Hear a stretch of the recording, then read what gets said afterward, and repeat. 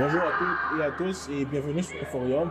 Aujourd'hui, nous vous proposons une entrevue exclusive avec Andrea Romagnelli, nouvel entraîneur-chef du CS Roussillon Ligue 2 masculin et ce qui est aussi une figure bien connue du soccer québécois. Il a été élu entraîneur de l'année en Division 2 Sud-Ouest à 2 reprises. Il sera également de 3 saisons marquantes avec le Bourgogne du Cégep André Laurando, qui a été marqué notamment par 2 titres consécutifs de saison régulière. Il annonce désormais un nouveau chapitre à la tête d'un projet semi-professionnel ambitieux avec le CS Roussillon. L'objectif aujourd'hui est de mieux comprendre son parcours, sa vision, son approche d'entraîneur et la dimension humaine de ce métier exigeant. Coach, merci d'avoir accepté notre invitation. Vous venez d'être nommé entraîneur avec le CS Roussillon. C'est après quel sentiment vous avez reçu cette position-là? Ouais, je suis extrêmement fier d'avoir la possibilité en fait de pouvoir faire partie de ce nouveau projet-là. Pour moi, c'est une fierté. J'ai rencontré des gens qui m'ont convaincu du projet. Puis sur le côté humain, ça l'a tout de suite cliqué. Et voilà, je me sens chanceux aujourd'hui de faire partie d'un club avec un projet ambitieux. Puis j'ai hâte de mettre mon empreinte dessus en fait. Pouvez-vous nous raconter votre parcours dans le soccer et le cheminement qui vous a amené à ce poste actuellement? Ouais, mais moi, je suis quelqu'un qui a fait son parcours de soccer au Québec. J'ai grandi ici, j'ai fait toutes les équipes juvéniles, collégiales et universitaires au Québec. Alors, toute ma vie, j'ai grandi dans le parcours de soccer québécois. Par la suite, suite à mon bac en kinésiologie de l'UQAM, je me suis lancé dans le foot. Où est-ce que ma première équipe, je pense que c'était en U17 avec Emero Kit Seladopoulos, qui est présentement à Hamilton dans la CPL. Il m'avait proposé de coacher une équipe U17 avec un de mes bons amis qui est maintenant dans le pro, Jules Guéguin, qui vient récemment de faire une expérience avec Celtic Glasgow. Puis par la suite, on m'a proposé de baigner dans la direction technique. J'ai été directeur technique au tout début à Saint-Laurent en 2014 avec Marco Placentino, une personne qui était super importante pour mon parcours dans la direction dans le foot au Québec. Puis par la suite, j'ai fait là 1 an. Après, à La Salle, j'étais directeur technique pendant 6 ans. Que c'était dans ma ville, encore une fois, puis pour moi, c'était un choix logique et j'ai beaucoup appris, puis ça m'a permis vraiment de baigner dans la direction technique, puis de vraiment trouver en fait ma voie dans le foot en tant que directeur. Et après, je suis retourné à Saint-Laurent durant les 4 dernières années. Où j'ai rencontré des personnes incroyables, formidables, et c'est de là que la piqûre, en fait, de coacher du haut niveau m'est venue parce que, je pense qu'en 2022, quand on a la chance d'avoir une équipe semi-pro à Saint-Laurent pour la première année, on se fait inviter par Halifax, une équipe de la CPL, on fait un petit stage à Halifax qui était comme un showcase pour eux, puis ça nous a permis de vivre vraiment un stage incroyable. Puis là, la piqûre m'est revenue. Puis là, j'ai tout de suite pris une équipe au club en même temps d'être directeur technique. Et c'est de là un peu que tout a déclenché pour moi pour vraiment me lancer dans le coaching à temps plein. Et après, on a la chance de jouer encore contre Halifax en championnat canadien, contre Toronto FC avec l'équipe semi-pro de Saint-Laurent, où est-ce que je pense que ça fait un grand buzz pour le soccer au Québec. Puis aujourd'hui, suite à les derniers mois, on m'a approché pour la Ligue 2 ici, puis je suis super content d'être ici, là. Ça fait un lourd bagage. Vous avez été joueur, entraîneur, directeur technique. Vous baignez dans le monde du soccer. On peut littéralement dire que le soccer est dans votre ADN. Qu'est-ce qui vous a motivé à rejoindre un projet comme le CS Roussillon? Ouais, qu'est-ce qui m'a motivé? Je pense que ça part de Romain Delachou, le directeur technique du club. C'est lui qui m'approche l'été passé, comme quoi qu'il pensait à restructurer le programme et Et il savait que j'avais un bagage, j'étais à Saint-Laurent, puis j'étais impliqué aussi avec la réserve et l'équipe semi-pro là-bas pendant les dernières années. Puis on a discuté, puis tranquillement, pas vite, le club a fait sa restructuration. Et humainement, j'ai trouvé quelqu'un de super bien. Je pense que, bien évidemment, j'avais plusieurs offres aussi. Et c'est pour ça d'ailleurs que je pense que ma nomination au club s'est fait un peu en retard parce que j'étais aussi en discussion avec d'autres instances et des instances professionnelles aussi. Puis j'ai finalement accepté le projet parce que Romain, c'est une personne qui a été en mesure de pratiquement me donner une carte blanche, puis de travailler dans des conditions incroyables comme vous voyez ici, et surtout de la liberté de m'exprimer et de travailler vraiment d'une façon professionnelle. Et pour moi, ça, c'est super important parce que je suis quelqu'un de très exigeant, qui a des hauts standards, surtout parce que moi-même, j'ai envie d'aller au niveau pro. Et si moi, j'ai ces ambitions-là et le club est capable de me mettre dans des conditions qui se ressemblent, pour moi, c'était un oui tout de suite. Alors, c'est pour ça que je suis ici, c'est pour ça que j'ai accepté le projet. Comment décrivez-vous votre day-to-day depuis que vous avez pris ce poste-là? Ouais, je pense qu'il y a eu beaucoup de discussions déjà pour mettre en place le projet. Ça se fait pas sur une rencontre, ça se fait sur plusieurs rencontres, ça se fait sur des semaines. Le day-to-day, pour l'instant, on est dans une période d'évaluation, on est dans des détections de talents. Oui, il y a un groupe de l'année dernière qui est là, mais c'est important pour moi de les voir en action puis me faire ma propre idée avec le staff. Alors, dans le day-to-day, on est dans la planification de calendrier, on est dans la mise en place de missions de mon staff, rôle et responsabilités, on est dans la grande vision et la mission du projet, on est dans la planification de camps d'entraînement hors Québec, hors Montréal, on est dans la planification de trouver les profils de joueurs qu'on veut par position, tout ce qui enveloppe les activités d'une équipe professionnelle, semi-professionnelle. On est là-dedans. C'est beaucoup de travail, mais ça me passionne. J'adore ça. Et je suis chanceux d'avoir, encore une fois, Romain qui me supporte dans le projet, avec le staff que j'ai avec moi. Puis j'aime avoir un gros staff, fait que je pense que le fait d'avoir 2 adjoints, un préparateur physique, un analyse vidéo, un entraîneur des gardiens et un directeur sportif technique qui sont là en appui fait toute la différence. Je veux recréer ce que j'ai vécu dans le passé dans mon ancien club dans la mesure du possible.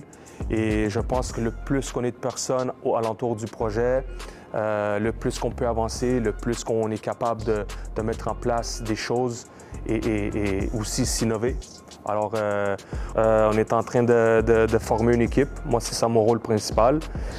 Former une équipe sur le terrain, mais aussi finaliser le staff qui va mener le projet vers l'avant et espérons vers le plus haut niveau.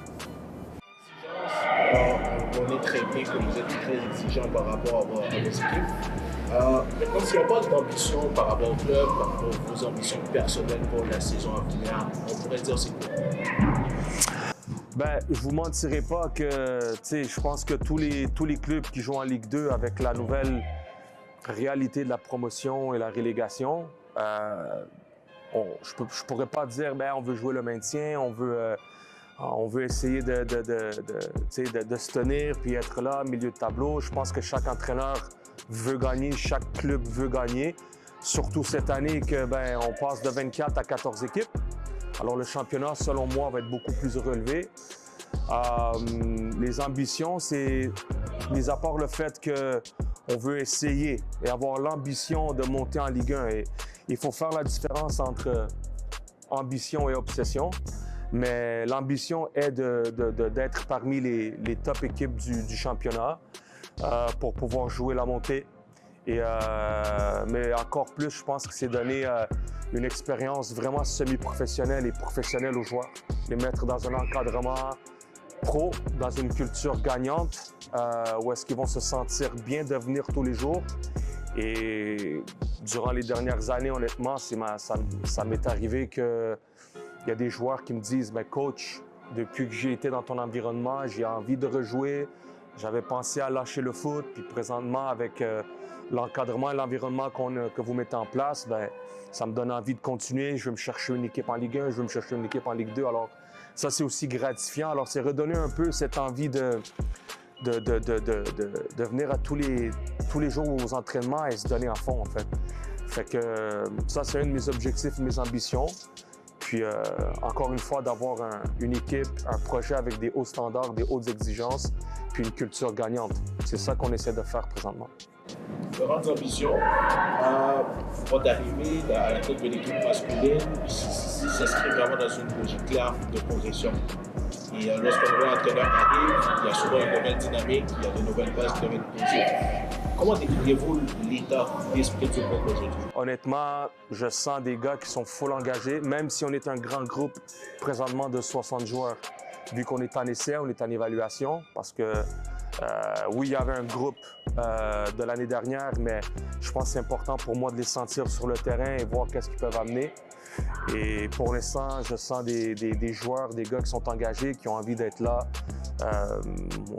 Au niveau de l'engagement, c'est top. Suite à la présence que j'ai faite la semaine dernière sur un peu qu'est-ce qu'on cherche en termes d'attitude hors terrain, que ce soit être professionnel, attitude irréprochable, engagement, respect. Je pense que jusqu'à présent, c'est respecté. Puis ça, c'est bon signe pour la suite. Okay? Après, je pense qu'avec l'expérience que j'ai un peu dans le foot senior, c'est une question de garder cette constance à travers la saison. Parce qu'on le sait ici, les joueurs sont collégiales, les joueurs sont universitaires, les joueurs sont futsal, les joueurs sont en Ligue 1. Ils sont un peu tout partout au Québec. C'est là notre réalité. Et il faut essayer de garder la ligne directrice de la constance. Puis si on est capable de véhiculer, je suis capable de véhiculer ce message à travers les semaines à venir. Puis encore une fois, je reviens à les faire tomber en amour avec le projet, les faire tomber, pas les faire tomber en amour, mais qui y croient en fait. Tu sais, qu'il faut qu'ils se l'approprient. Ça peut être quelque chose de positif pour la suite, pour notre projet. Excellent. Un nouveau projet. Ici, nous intéressons maintenant davantage à votre vision de jeu, votre approche par rapport avec vos équipes. Comment vous définissez votre philosophie de jeu, votre tactique globale? C'est une super de bonne question. Je pense que c'est aussi une question qui est très populaire de nos jours à poser aux entraîneurs. Puis, moi, je dirais que ma philosophie, c'est plus une question d'attitude. C'est que je veux une équipe qui est super intense dans les 4 moments de jeu. Je veux une équipe qui est capable de vider le réservoir à tous les matchs, à tous les entraînements. Une équipe qui attaque avec courage. Une équipe qui défend avec intensité. Une équipe intelligente. Mais pour ce qui est un peu de rentrer dans la structure, dans l'animation de jeu, un peu plus dans les principes de jeu. Je pense que pour moi, pour l'instant, c'est un petit peu trop tôt pour en parler parce que je dois un peu comprendre les profils de mes joueurs. Puis une fois que j'aurai une meilleure compréhension de qui j'ai entre les mains, je vais être capable de mettre en place un projet de jeu qui va faire du sens pour nous, en fait.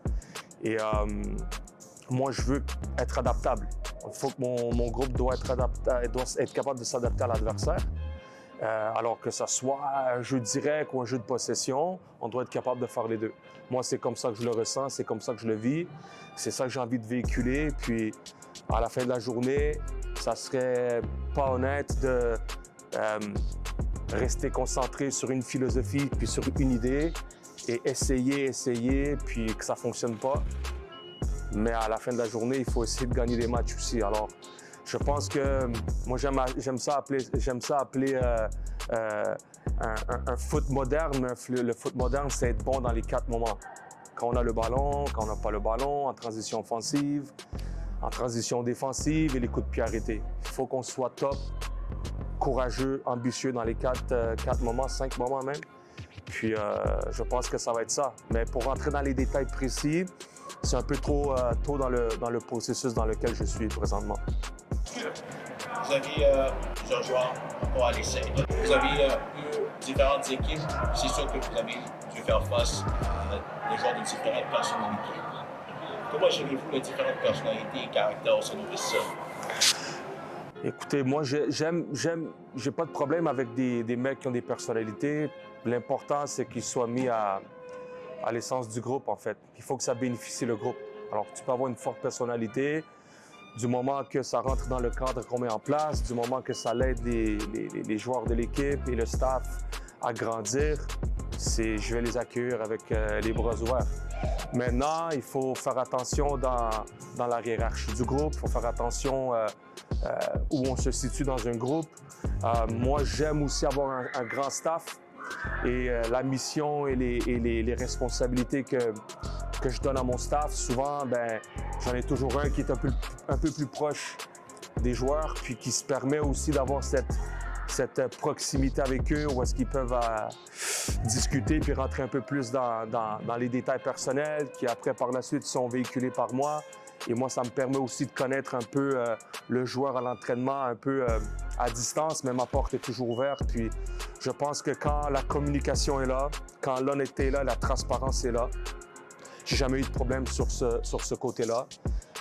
Je pense que c'est vraiment une clé du succès, transparence, communication et honnêteté.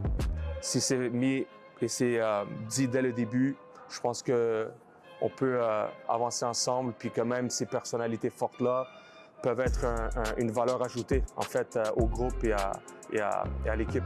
Vous avez annoncé la signature de Luka et son bagage dans CBC. Ça donne vraiment la vision que vous avez des ambitions en tant que tel. Est-ce qu'on devrait s'attendre à remporter plus de mouvements? Je dirais pas.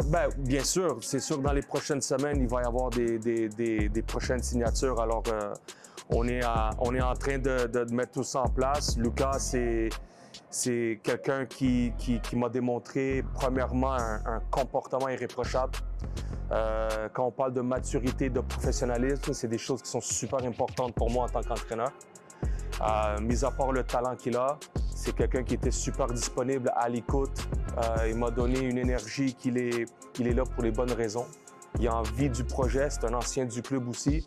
Et pour moi aussi, ça c'est important de m'entourer de gens qui ont le CSR à cœur, parce que moi, je suis nouveau dans le projet et je pense que ça a un impact positif d'avoir des mecs et des joueurs qui comprennent un peu la mission et les valeurs du club.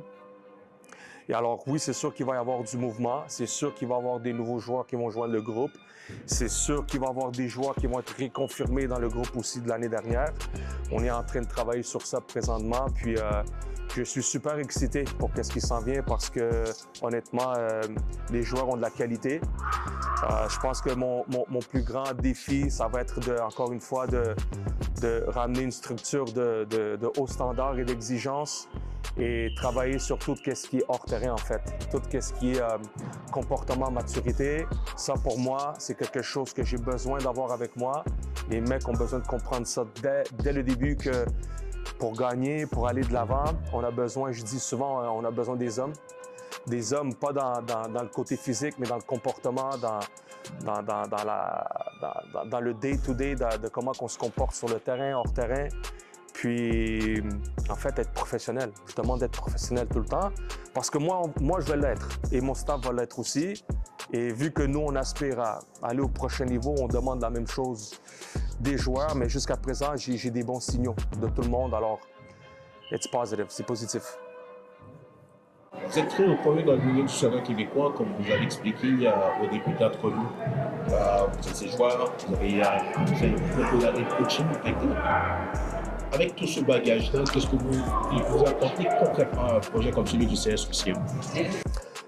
Je pense que avoir fait mon parcours de joueur au Québec et avoir joué dans les équipes du Québec, avoir joué collégial, avoir joué universitaire, avoir joué semi-pro aussi, avoir été dans les équipes juvéniles 3A, je pense que je sais qu'est-ce que les joueurs ressentent quand ils sont joueurs. Des joueurs qui sont aux études en même temps, qui jouent en même temps, qui ont une vie à l'extérieur du foot. Alors, en anglais, I can relate to them.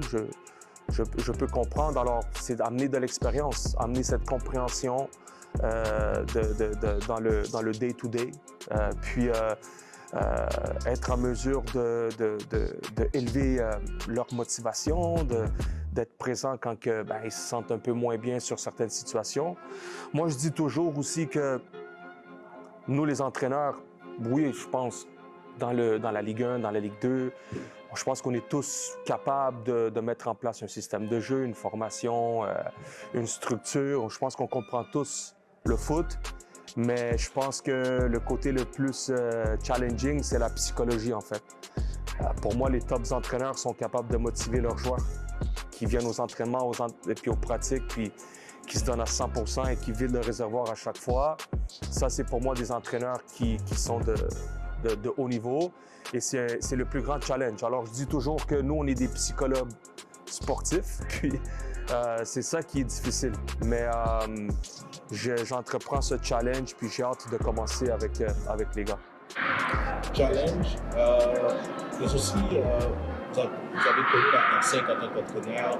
La R5 est plus courte, la Ligue 2, c'est toujours plus sur le long terme. C'est pas votre préférence, mais aussi, c'est comment vous adaptez à cette période. Honnêtement, j'aime les deux. J'aime les deux. Le RSEQ collégial, c'est spécial. C'est spécial parce que, comme je dis à mes joueurs, c'est 10 finales en fait. On n'a pas le temps de mettre en place nécessairement un projet de jeu. On n'a pas vraiment en place de développer des joueurs et donner du temps de jeu à des joueurs. C'est entre 8 et 12 finales, puis il faut performer tout de suite. Je te dirais, même aussi en termes de dynamique du championnat, c'est beaucoup plus direct, c'est beaucoup plus physique. On est un peu plus dans le duel, même si moi, au collégial, je pense qu'on est une des équipes qui essaie de jouer au ballon, avoir une certaine possession, puis essayer de proposer un jeu qui est un peu plus, pour moi, fun à jouer. Après, je pense que la Ligue 1, la Ligue 2, c'est un peu plus sur du long terme. On a un peu plus de temps de mettre en place quelque chose. On est sur on peut partir de novembre jusqu'à octobre. Alors, tu sais, ça permet d'avoir des joueurs qui ils peuvent être amenés à être développés un peu plus. Ça nous permet de mettre en place un projet sur une plus longue durée. Ça nous permet aussi des fois d'essayer quelque chose, mais en même temps, cette année, je pense qu'avec la promotion et la relégation, avec 14 équipes dans le championnat, je pense que ça va élever le standard de tout le monde. Alors, ouais, je pense qu'il faut s'adapter dans les deux championnats. L'entraîneur qui ne s'adapte pas, pour moi, c'est l'entraîneur qui fait face à des difficultés. Puis au Québec, on n'a pas le choix de vivre dans ces deux championnats-là, puis comprendre les enjeux. Le plus vite qu'on les comprend, le plus vite qu'on s'adapte, le mieux que c'est pour le groupe, en fait.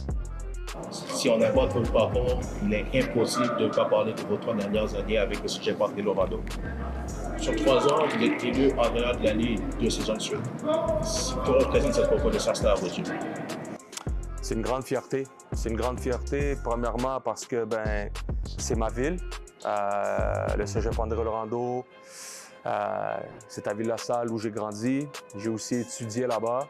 Alors, c'est une fierté pour moi, surtout aussi que le programme n'a jamais eu de succès dans le passé. Je pense en 17 années d'existence, c'est tout récent qu'on a du succès. Alors, pour moi, je dois le donner aux joueurs qui ont participé à la direction du collège, le travail du staff qui est avec moi durant les dernières années. Je pense que sans tout ça ensemble, on n'est pas capable d'aller décrocher des titres. Puis après, je pense que l'entraîneur de l'année, c'est juste un bonus pour moi. Pour moi, qu'est-ce qui est important? Encore une fois, je reviens au fait que c'est donner cette expérience aux joueurs qui un jour vont jamais oublier par quoi qu'ils ont passé, mais ils ont aussi écrit l'histoire avec moi. Et pour moi, c'est très gratifiant, puis j'en suis très heureux parce que on peut maintenant dire que même si c'est un collège qui est en D2, puis même si on veut aller vers l'avant, potentiellement dans la D un jour, je pense qu'on peut dire qu'avec l'effort, le travail, tout est possible. Puis je suis super, super content des dernières années au collège. L'effort, le travail, nous disons que tout ça, ça a payé. l'équipe a terminé à la première place 2 saisons, 2 années consécutives. C'est quoi le secret? C'est le secret. Pour moi, c'est juste... Moi, j'ai mis en place, quand j'ai pris le programme, je me suis dit que j'allais le traiter comme si je coachais une équipe professionnelle. Alors, tu sais, on est dans du 3 à 4 entraînements semaine plus match. Je pense que le secret, c'est de motiver les gars à y croire dans le projet. Après, oui, c'est sûr qu'on peut parler de projet de jeu, on peut parler de qualité des joueurs qu'on a, mais la disponibilité que les joueurs m'ont donnée, le fait qu'ils ont cru en qu'est-ce qu'on fait, le fait qu'ils sont là, on est 23 à 26 joueurs à tous les entraînements. Oui, c'est difficile parce qu'ils ont des études, ils travaillent, ils ont d'autres choses hors le foot, mais je pense que le secret, c'est de transmettre ma passion, de transmettre mon professionnalisme. Et ils ont adhéré, ils ont pris le projet, puis depuis les 2 dernières années, ça fait ça. Je pense que le secret, c'est la passion, le travail et l'engagement de tout le monde. C'est ça qui fait en sorte que je pense qu'on est là aujourd'hui et honnêtement, la qualité des joueurs aussi. C'est ça, je pense que ça va de soi.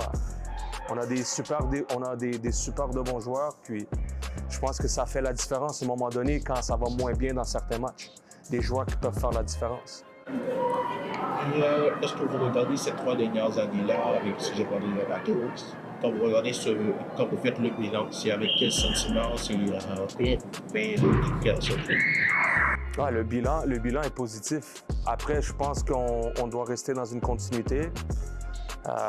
Vous le savez, je pense que le secteur collégial, c'est des programmes de 2 ans, de 3 ans. Il y a beaucoup de roulements de joueurs. Le challenge et les défis, c'est de recruter, d'avoir des joueurs de qualité qui vont rentrer dans l'effectif et qui vont rapidement croire au projet. C'est pas toujours évident parce que quand on a... Puis il faut pas oublier, dans les dernières années, j'ai eu des roulements de 8 à 10 joueurs. Et ça, c'est beaucoup sur une équipe, de 8 à 10 joueurs qui changent à chaque année.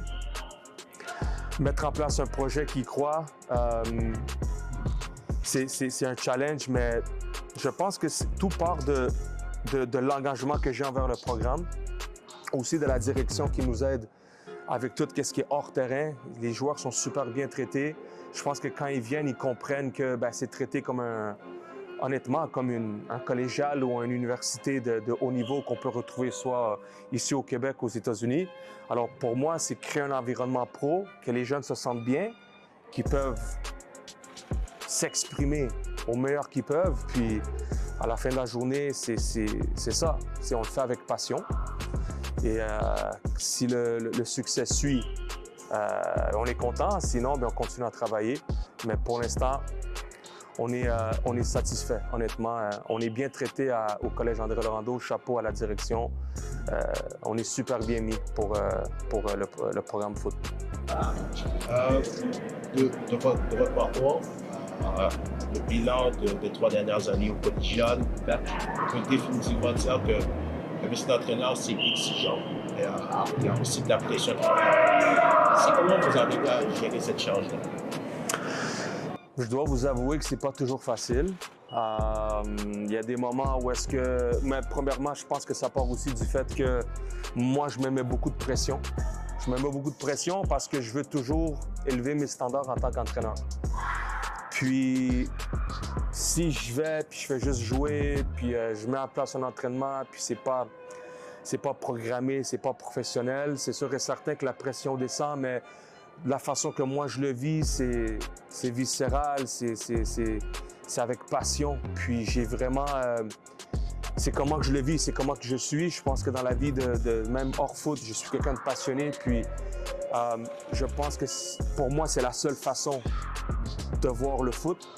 Alors, tu sais, je pense que il faut simplement continuer à rester dans cette fougue-là. Puis, du moment que tu es organisé, du moment que tu es capable de segmenter les projets que tu as et tu as un agenda, puis tu sais, tout est clair devant toi, je pense que tu peux tu peux mieux gérer la pression puis tout ça en même temps. Mais c'est sûr que le feeling du match, le début du match, le feeling, les émotions qui viennent durant le match, le feeling de la victoire à la fin, la déception quand tu ne gagnes pas un match, je pense que c'est comme une petite drogue quand tu es entraîneur. Mes confrères pourront confirmer ça. Puis c'est vraiment une adrénaline qui est spéciale, puis je pense qu'on carbure à ça. Alors voilà, je pense que ça fait longtemps qu'on le vit, mais je pense qu'on s'en ressortira jamais. Après, je pense que ça dépend des personnalités des personnes et des entraîneurs. Il y en a qui vivent mieux avec la pression, d'autres moins. Moi, je te dirais que je suis entre les deux. Il y a des fois où est-ce que c'est un peu plus intense, des fois où est-ce que je suis un peu plus calme, mais à la fin de la journée, on cherche toujours cette adrénaline du match qui est super addictive, comme on dit en anglais. Alors voilà, je pense que c'est un peu ça mon feeling par rapport à la gestion puis à comment on gère un peu le stress dans le métier. Toujours en parlant du métier d'entraîneur, à ce stade-ci de votre carrière, est-ce que vous considérez comme un entraîneur accompli ou vous estimez que vous avez encore beaucoup de choses à apprendre? Vous avez dit quoi, un entraîneur comment? Accompli? Non. Non, j'ai encore beaucoup à apprendre. Moi, je suis quelqu'un qui est très... qui aime se mettre à jour sur les nouvelles tendances. J'ai beaucoup encore à apprendre. Je suis encore un jeune entraîneur. Je pense pas que je m'accomplis par les victoires ou par des matchs que je gagne. Je pense que je m'accomplis avec l'expérience, avec le vécu. Et non, je suis quelqu'un qui a encore envie d'aller au plus haut niveau. Puis c'est ça que je vise dans ma carrière un jour. Si ça vient, tant mieux. Sinon, ben, je vais avoir contribué au développement du foot québécois, puis je vais être très content de ça. Si on revient encore en Ligue 2, le processus là, 14 équipes, le niveau, ça va être exigeant. Il y aura de la pression. Si pour vous, dans ce que vous regardez déjà, c'est quelles équipes vous allez pouvoir suivre près que vous pensez qu'ils pourraient poser problème? Honnêtement, je pense qu'il y a des bonnes équipes dans le championnat. Je ne sais pas ça va ressembler à quoi le roulement avec des joueurs qui quittent et qui entrent dans la Ligue 2. Je sais qu'il y a des bonnes équipes organisées, des entraîneurs qui travaillent bien, des clubs qui ont des projets ambitieux. Mais moi, je pense que j'ai envie de me concentrer sur moi présentement, sur moi et sur l'équipe, je veux dire.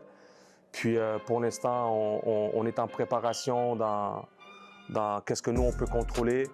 Et potentiellement, nous aurons quelqu'un dans le staff qui va être capable de nous amener un peu de contenu vidéo, puis du opposition scout, du recrutement de l'adversaire. Et en ce moment-là, on va pouvoir adapter nos microcycles et nos semaines d'entraînement par rapport à l'adversaire aussi. Mais je pense que pour l'instant, je te dirais pas qu'il y a des équipes qui sont un peu plus dans mon radar ou quoi que ce soit. Je suis plus concentré sur nous et sur qu'est-ce qu'on peut contrôler et mettre en place un projet de haut niveau et exigeant. Excellent. Et pour revenir encore à l'effectif, toujours dans le groupe, le groupe que vous avez présentement, est-ce qu'il y a déjà des joueurs que vous avez déjà identifiés et vous savez que vous allez miser dessus pour la saison à venir? Ben, c'est sûr que oui. Après, je pense pas que je vais divulguer des noms maintenant parce qu'on est dans le processus de faire des annonces. Mais comme je disais plus tôt, on est 60 joueurs. On a déjà retranché pas mal de joueurs. Il y a des joueurs clés qu'on va annoncer prochainement aussi, qui vont faire partie du groupe. Mais moi, je suis toujours aussi ouvert à avoir des joueurs qui peuvent rentrer proche du championnat. Je me laisse toujours une marge de manœuvre. S'il y a des joueurs qui ont envie d'un projet ambitieux, un encadrement professionnel, avec un staff et une direction qui croient beaucoup au projet, qui nous mettent de l'avant pour aller au plus haut niveau. Je pense que je suis ouvert à ça et ça va être annoncé prochainement. Prochainement, il va y avoir pas mal de signatures qui vont se faire. Vous avez été joueur, vous êtes entraîneur, vous avez vraiment un bagage vraiment bon. Quel conseil vous donnez à des joueurs ou des joueuses qui vont suivre cette La constance et d'y croire. On est dans un moment, je pense, où est-ce que, comparativement à moi quand j'étais joueur, où est-ce qu'il y a pas mal d'opportunités qui sont présentées aux joueurs aujourd'hui. Alors moi, je dirais que de jamais se satisfaire de l'entraînement que tu fais, de toujours viser la constance, de toujours aller aux entraînements et aux matchs. Et j'aime ça dire de vider le réservoir et de te donner à fond, en fait. Je pense que ça, c'est quelque chose qui est important. Souvent, dans les environnements que j'ai été témoin, tu as des joueurs qui ont de la qualité, mais que ils se gèrent un peu, ils sont pas capables de se surpasser. Puis tu te demandes est-ce que l'entraînement qu'ils viennent faire a eu vraiment un impact dans leur progression. Et souvent, ça arrive que les joueurs, on a des discussions puis ils me disent « Coach, aujourd'hui, je me donne 6 sur 10 ». Mais ça, c'est problématique. Alors, mon message serait de toujours viser 11, 12 sur 10 à tous les entraînements. À chaque fois que vous mettez les pieds sur un terrain, pour ceux qui prennent au sérieux leur carrière, c'est de rester constant, de se donner au maximum. Écoutez vos entraîneurs, soyez des bons êtres humains, soyez des bons coéquipiers. Et si vous avez du talent, vous pouvez aller loin. Mais le succès, même avec tout ça, le succès n'est pas garanti. Mais au moins, il n'y aura pas de regrets. Puis je pense que c'est important, ça, dans la vie, de ne pas avoir de regrets. Alors, donnez-vous à 100%, soyez constants et soyez des bonnes personnes. Pour finir, je sais pas mot. Coach, merci beaucoup pour votre transparence et la qualité de votre réponse.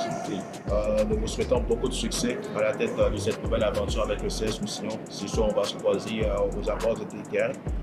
Merci d'avoir été à l'écoute d'Inforium. Merci au club de nous avoir reçus dans ces installations pour cette entrevue exclusive. On vous dit à très bientôt pour une prochaine entrevue exclusive. Merci encore. Merci beaucoup à vous. C'était un grand plaisir et un honneur de faire une entrevue avec vous. Puis bonne chance pour vos futurs projets à vous aussi. Merci. Merci.